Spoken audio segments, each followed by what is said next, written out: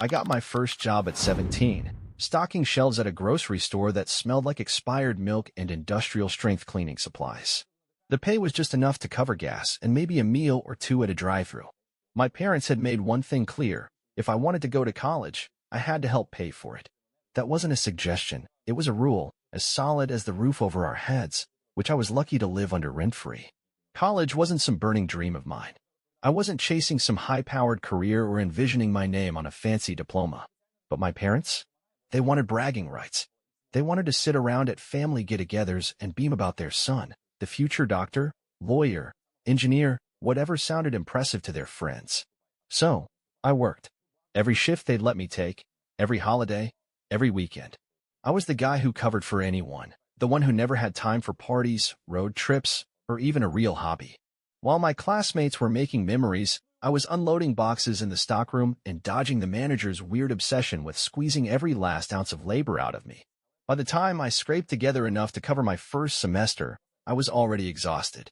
It wasn't some elite university, just the local college a few miles from home, but it was something.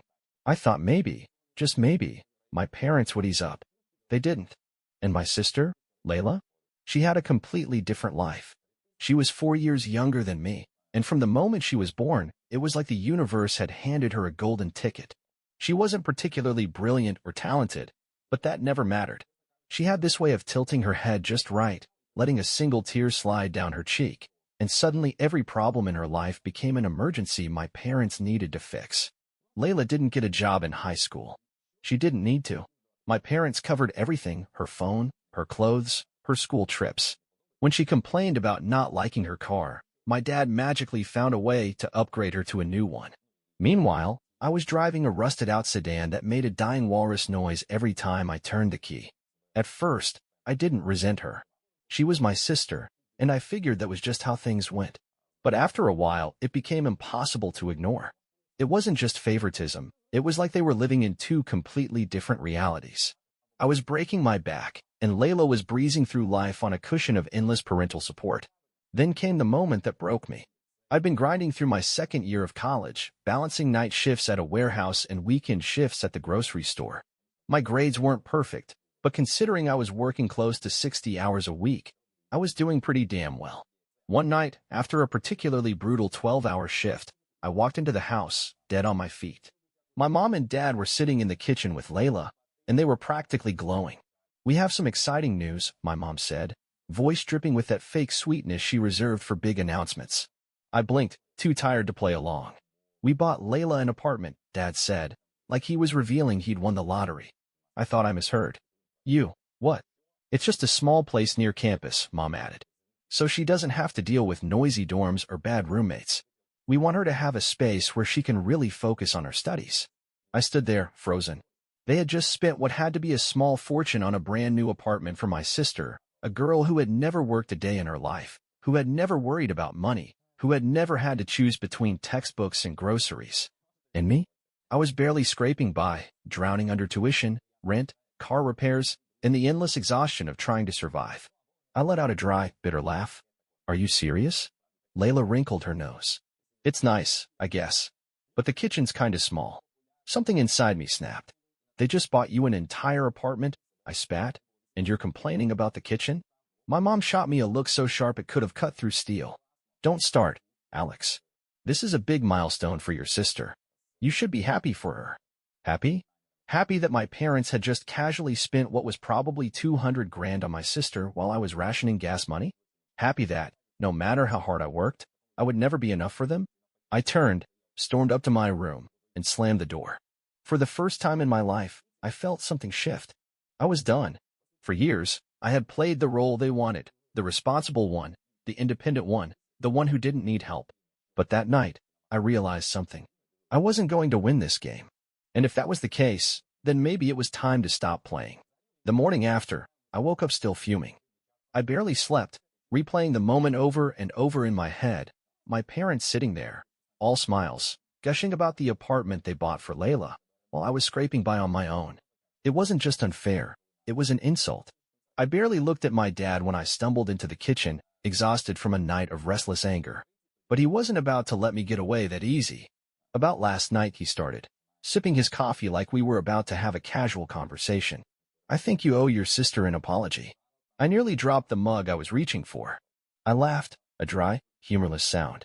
An apology? For what?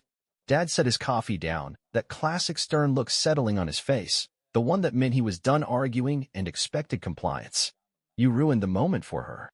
She was excited, and you made her feel bad. That's not what family does. I gripped the counter, my nails digging into the cheap laminate. What family does, I repeated slowly, biting down the bitter words boiling in my throat. What family does is support each other. So tell me, Dad, where was my support? His eyes darkened. Watch your tone. Why? Because I'm finally saying something you don't want to hear. I shook my head. You paid for Layla's entire life, and I never said a word. But this? Buying her a whole damn apartment while I work 60-hour weeks to survive? And now you're telling me I should be happy for her? You always make everything about you, he snapped. I let out a sharp breath, nodding to myself. Right. Of course. Because I'm the problem here. I grabbed my keys off the counter and walked out before I could say something I'd regret. At work, my buddy Ethan took one look at me and whistled. Dude, you look like you just got out of a bar fight. Wish I had, I muttered, tossing my work gloves onto the break room table. I was unloading crates of inventory when it hit me. This was my life now. Working myself to the bone for a future that wasn't even guaranteed, while my parents made sure my sister never had to lift a finger. And no matter what I did, no matter how hard I worked, I'd always be the disappointment. Something in me cracked. I was done waiting for them to acknowledge me. I was done chasing their approval. So that night, I made a decision. I was going to leave. Not just eventually now. I didn't have a solid plan, but I had enough saved to put down a deposit on a room somewhere. Maybe I'd take out more loans, maybe I'd pick up more shifts, but I had to get out. Living under their roof, under their rules, meant living as the afterthought. And I wasn't going to be an afterthought anymore. That's when the unexpected happened. 3 months into Layla's first semester, things started to feel off. She stopped coming home on weekends. At first, I figured she was just enjoying her freedom. But my mom started acting weird about it, bringing it up at dinner, frowning when Layla made excuses. Then came the money requests. It started small. The utility bill was higher than expected. I need a special textbook for class. And then it escalated. My car needs repairs. I need a deposit for a spring break trip with my friends. I figured my parents would start pushing back, but no. They handed her cash without question. I even caught Dad one night, counting out $100 bills from the safe in their closet. Meanwhile, I was barely affording gas to get to class. It was almost funny, until it wasn't. One weekend, my mom asked me for a favor. Can you drop these financial aid forms off at Layla's place? She said, holding out an envelope. She needs them for the bursar's office, and I accidentally took them when I was helping her organize. I wanted to say no. I had an economics midterm to study for, and I knew Layla had a phone. She could come get them herself. But I also knew my mom wasn't asking, she was telling. Fine, I sighed, grabbing the envelope. Maybe take her out to lunch while you're there, she added with a smile, handing me a $50 bill. I took the money but said nothing. I tried texting Layla to let her know I was coming. No response. Not surprising. But the moment I stepped into her apartment, I knew something was wrong. The smell hit me first. Weed, cigarettes, and something chemical, something sharper that made my stomach twist. Then the mess. Empty beer cans and pizza boxes covered the coffee table. The expensive white couch my parents had bought had burn marks on it. The carpet was stained with something dark, something I didn't want to identify. And then there was the guy passed out on the couch. Shirtless, covered in terrible tattoos, too skinny, too pale. His arm dangled off the edge, a nearly empty bottle of Jack Daniels still clutched in his fingers. I heard the shower running, and I knew. This wasn't just a messy college student's apartment. This was something worse. I kicked the couch. The guy jolted awake, blinking bloodshot eyes at me. Who the hell are you? He slurred. I crossed my arms. I'm Alex. Who the hell are you? He smirked. Tyler. Layla's boyfriend. I stared at him, taking in the details I had missed before, his arms, the inside of his elbows, the faint bruises and scabbed over needle marks. My stomach dropped. How long have you been staying here? I asked, already knowing I wouldn't like the answer. He stretched lazily. Couple months now. Your sister's cool, man. Real generous. The shower shut off. A moment later, Layla emerged, wrapped in a towel. She froze when she saw me. Alex, she breathed, eyes wide with panic. What are you doing here? I lifted the envelope. Mom sent me with your financial aid forms. Her gaze flicked to Tyler, then to the room, then back to me. I can explain. I looked at the coffee table, the small metal pipe, the baggie filled with something crystalline. And suddenly, I wasn't just angry, I was terrified. You need help, I said, my voice flat, cold. And Mom and Dad need to know about this. Layla rushed forward, grabbing my arm. No. Please, Alex. Don't tell them. Tyler chuckled behind her. Relax, babe. Your brother's just being dramatic. I clenched my jaw. Shut up. Layla's fingers tightened around my wrist. Please, just give me a week. I'll fix this. I promise. I exhaled sharply. 1 week. Because deep down, I already knew she wasn't going to fix this. And I had no idea just how much worse things were about to get. A week passed. And then another. I waited, checking in with Layla every few days, asking if she'd kicked Tyler out, if she'd cleaned up, if she'd done anything at all to change the disaster I'd walked into. Her responses were always the same. I'm working on it. It's complicated. Just give me a little more time. But I knew better. She wasn't fixing anything. And my patience was running out. At home, my parents were still oblivious, still sending care packages, still gushing about how Layla was adapting to college life. I sat through dinner after dinner listening to them talk about how proud they were, how they knew she'd do great things, how hard it was for her to be out on her own. I wanted to laugh. She wasn't on her own. She was drowning, and she was dragging them down with her. They just didn't see it yet. It all came to a head one evening when my dad came home from work in a foul mood. He barely got his coat off before he turned to me, sharp and accusing. I got an email from your professor. I froze mid-bite of my dinner. What? Your economics professor. He folded his arms. Said you failed your midterm. My stomach twisted. I had meant to tell them on my own terms, but I'd been too busy trying to keep my life from falling apart. You need to make school a priority, Dad continued. This is your future we're talking about. I laughed. Actually laughed. My future. I set my fork down. That's rich, coming from you. Dad's face darkened. Watch your tone. No, you watch. I pushed my plate away. You want to know why I failed that midterm?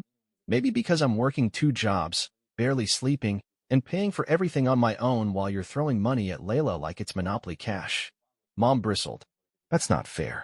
Isn't it? I shot back. Because let's be real, Mom, you bought her a damn apartment so she wouldn't have to deal with dorm life, but you expect me to figure everything out on my own. You're still paying her bills. You still give her cash for whatever she wants. Meanwhile, I have to kill myself just to afford gas. Dad slammed his hand down on the table. Enough. But I wasn't stopping. Not this time. You know what? Fine. Let's talk about what's really going on, I said, my heart pounding. Layla's not struggling in school. She's not just finding her way. She's a mess. Her apartment is trashed, she's hanging around some loser who doesn't work, and I found a damn meth pipe on her coffee table. Silence. A thick, heavy silence that made the air feel suffocating. Then, you're lying, Mom whispered, shaking her head. Layla would never. Go see for yourselves, I snapped. Go. Walk into that apartment and tell me I'm lying. I didn't wait for their response. I pushed away from the table, grabbed my keys, and left before they could say another word. 2 hours later, I got the text from my dad. Come home. Now. I hesitated, staring at my phone. I could already imagine how it played out. They had gone to Layla's apartment, expecting to prove me wrong, expecting to find some minor mess they could brush off, some explanation that would make it all go away. Instead, they found the truth. When I got home, the atmosphere was thick with something I had never seen before: shock. Mom was sitting on the couch, hands clenched in her lap, face pale and tear-streaked. Dad stood by the fireplace, staring at nothing, his jaw tight, his entire body stiff. I closed the door behind me, waiting. Dad was the first to speak. You were right, he said. His voice was quiet. It's worse than you said. A twisted part of me wanted to feel relief. I had been screaming into the void for years, and finally, they had no choice but to see what I saw. But all I felt was exhaustion. I told you, I muttered, sinking onto the armrest of the couch. She's been lying to you. Stealing from you. Using you. Mom shook her head, tears slipping down her cheeks. It's not her fault. Something in my stomach turned. Not her fault. I repeated, barely able to process the words. Are you serious? She's sick, Mom insisted. Addiction is an illness. She chose this. My voice came out sharper than I intended. She chose to let some lowlife move into her apartment. She chose to lie to you. She chose to start using. Dad let out a heavy breath. We need to focus on getting her help. Yeah, I scoffed. And what about me? They both looked at me, confused. I gestured around the room. You're going to spend everything fixing Layla, aren't you? You're going to drop everything to make sure she gets better, and once again, I'll just be the one left behind. Alex, that's not... I stood up. It is, I cut her off. It always has been. And I'm done pretending it's not. I turned to leave. Dad's voice stopped me. You're a failure. I froze. Layla's sick, and at least she's fighting, he said, his voice hard. You're just giving up. A cold, bitter laugh escaped my lips. I've been fighting my whole damn life, I said, turning to face him. Fighting for your approval. Fighting to survive while you handed everything to her. But you know what? I shook my head. I don't need your approval anymore. And this time, when I walked out, I didn't look back. I didn't go home that night. I drove aimlessly, trying to calm the storm inside me, but it didn't work. My dad's words replayed in my head like a loop I couldn't shut off. You're a failure. After everything, after years of breaking my back to prove myself, that's what I got. By the time I finally pulled into the parking lot of my apartment, my phone had blown up with missed calls and texts from my mom.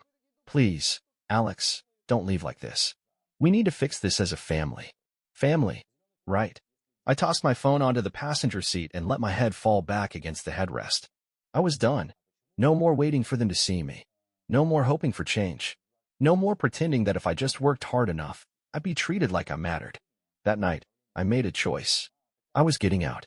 By the end of the weekend, I had packed up what little I owned and found a room in a shared apartment across town. It wasn't great, cheap rent, peeling paint, a bathroom I had to share with two strangers, but it was mine. I filed for a leave of absence from school, switching to part-time. I knew what my parents would say. You're making a mistake. You're throwing your future away. I didn't care. I was exhausted. And for once, I was putting myself first. At first, the silence from my parents was deafening. Then the messages started.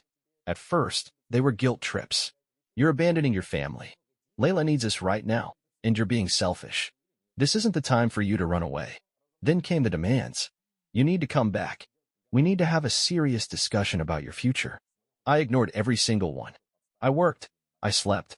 I scraped by. And for the first time in my life, I wasn't suffocating under the weight of their expectations. I had no one to impress, no one to chase after. And it felt good. A few months passed. Layla had been sent to rehab. My parents drained more money into her recovery than I had seen in my entire life. They visited her every weekend, drove hours to check on her, set up therapy appointments and aftercare plans. And me? I got a single text from my dad during that time. You're making a mistake. I never responded. I was too busy trying to build a life for myself. I got a new job working in IT at a small company. It wasn't glamorous, but it was better than unloading boxes or dealing with screaming customers. The pay was steady. The hours weren't brutal. And for the first time in my life, I wasn't constantly waiting for them to notice me, waiting for them to treat me like I mattered, waiting for anything. I had finally moved on. Then came the phone call that changed everything. It was a random Tuesday evening. I had just gotten home from work, setting my keys on the counter, when my phone buzzed. My dad. I almost let it go to voicemail, but something in my gut told me to answer. His voice was different. Strained. Alex, he said. We need to talk. I leaned against the counter, gripping the phone. What's going on? A long pause. Then, we're in trouble. My fingers tightened around the phone. What kind of trouble? He exhaled heavily. Financial. I let out a sharp, humorless laugh. Of course. They had spent everything on Layla, her apartment, her tuition, her recovery. They had dipped into their retirement, taken out loans, stretched themselves thin. And now? Now, they wanted me to clean up the mess. Dad hesitated. We're 3 months behind on the mortgage. The bank is threatening foreclosure. I didn't say anything. We need help. We need you. I should have felt something. Anger. Vindication.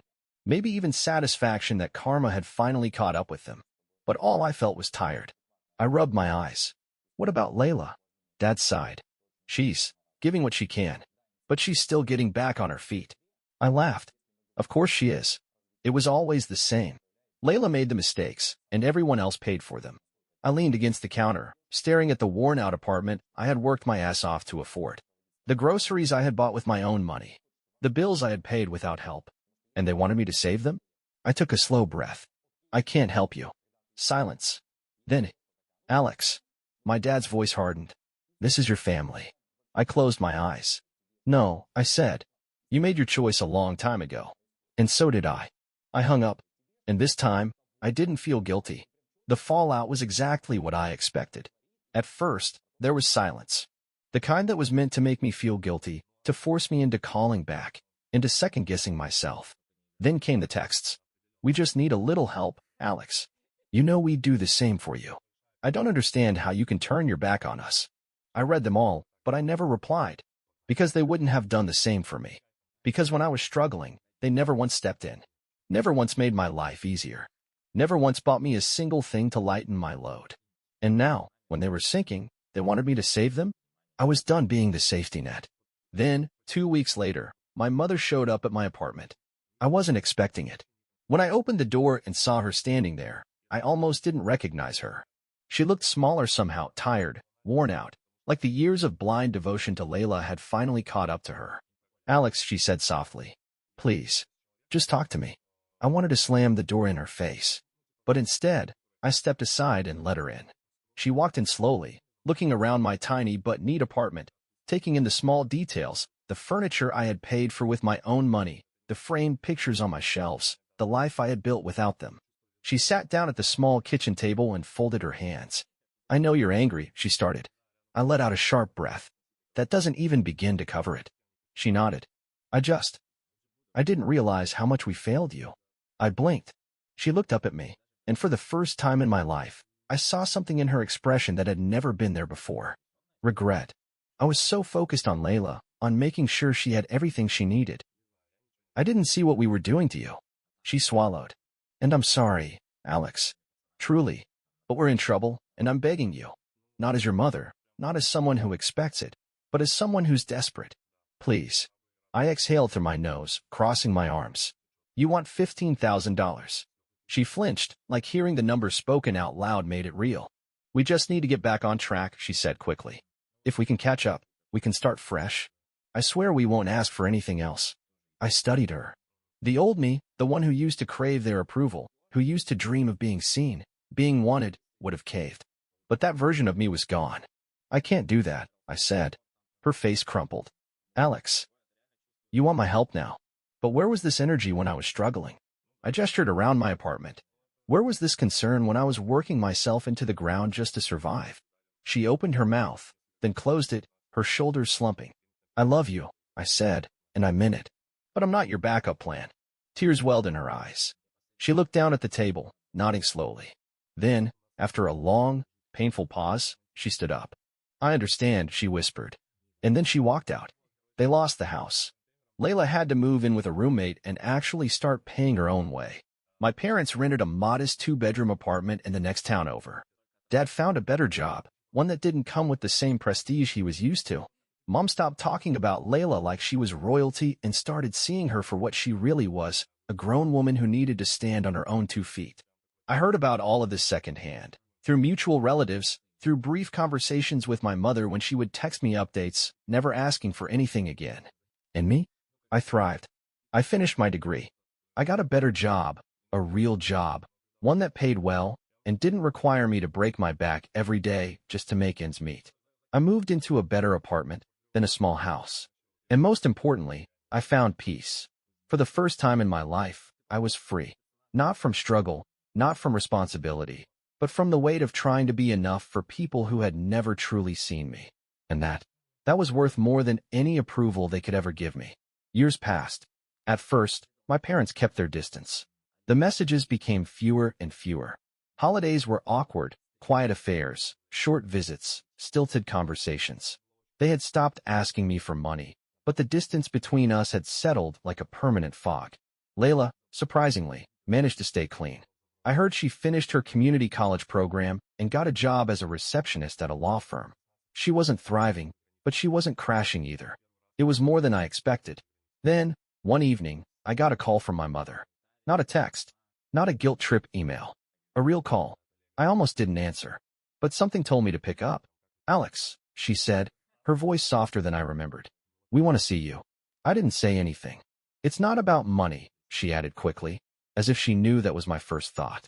We miss you. I leaned back in my chair, staring at the ceiling. For so long, I had carried this weight, this resentment, this exhaustion from years of being overlooked and undervalued. And yet, I found that I wasn't angry anymore. I wasn't seeking an apology. I wasn't waiting for them to admit they had been wrong. I had moved on, and in a way that felt more powerful than anything they could ever say to me. So I sighed, rubbing the bridge of my nose, and finally, after all these years, I gave them the one thing I had never truly given before. A second chance. The dinner was quiet at first. We met at a small restaurant, one that wasn't fancy or flashy, just simple. The way my parents looked at me, like they were afraid I'd get up and leave at any moment, told me they knew. They knew how close they had come to losing me forever. I'm proud of you, my father said suddenly, catching me off guard. I blinked, looking up from my plate. What? His lips pressed together. I should have said it a long time ago. My mother nodded. You built a life for yourself.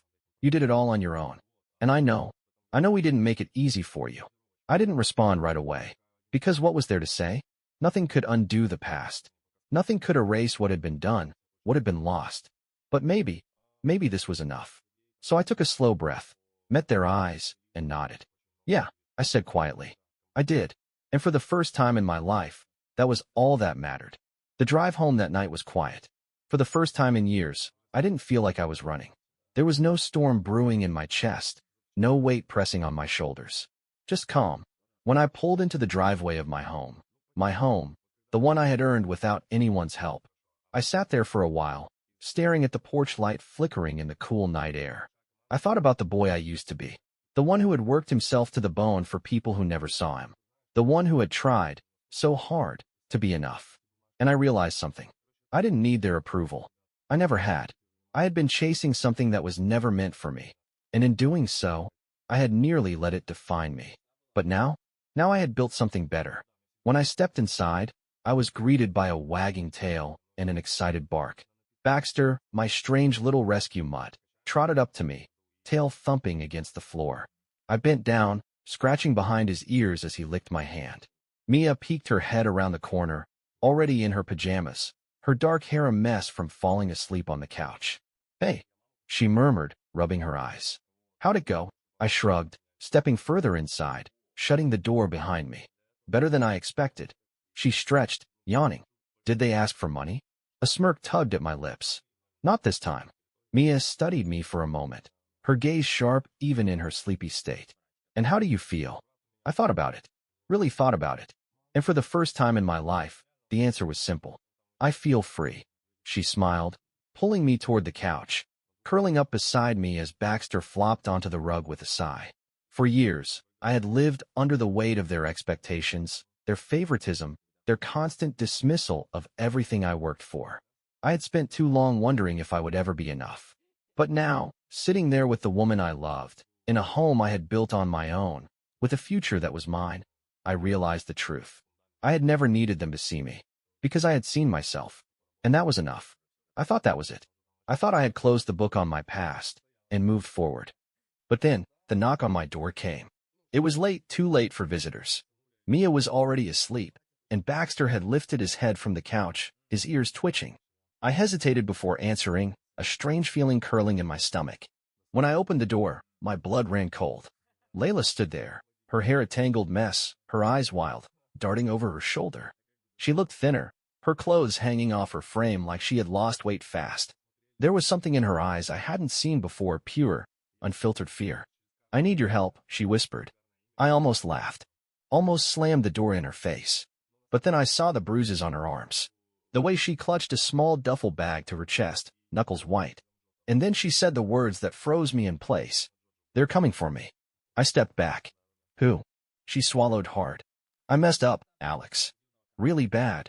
A sharp knock sounded from down the hall, heavy, impatient.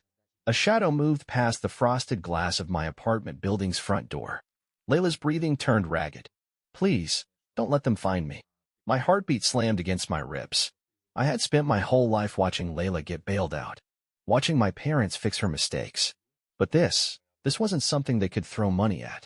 This was something real. And for the first time in years, I was the only one who could help her, or let her sink.